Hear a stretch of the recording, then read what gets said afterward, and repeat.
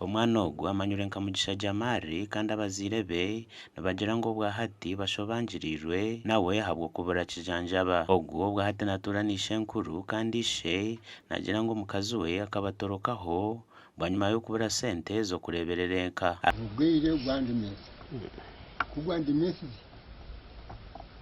baza mu magwariro bansaba sente kandi ntiine maani g'okupapasa.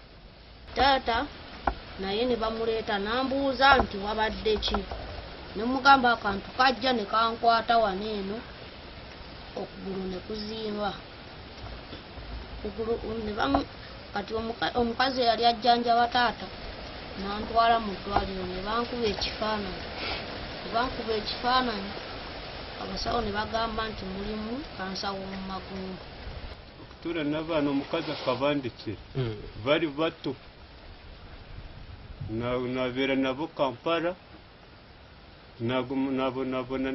nabeera n'abaana banje era kuza kuruga kuri niko kureetaho omwana ogwo omu nkabanza nareetaho omwishiki niko garukayo omwozo mwera nkaba nimusomesa niko koraki ariko kunaresera ogu nagarukayo niho nafuniremu accident. Aba bakagezaho kwirukangira omu irwariro rya Murago ngu bitu bakabashaba miliyoni zirikurenga 8 omu irwariro rya Murago ngu kandi na hati zikibaburire okwera abantu aba Teresimu ya 0778 zurina 1482 ningashi 0775 zuremwe 0038 kandi eje ryo mazina gabahugire Hassan.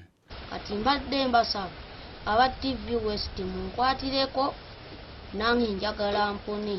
Tushaba abanyarwanda mwena nanye kenyine nanye ndaze kuteka hesete kirego umwana twamujanjaba. Gasha kwa Anthony Twine.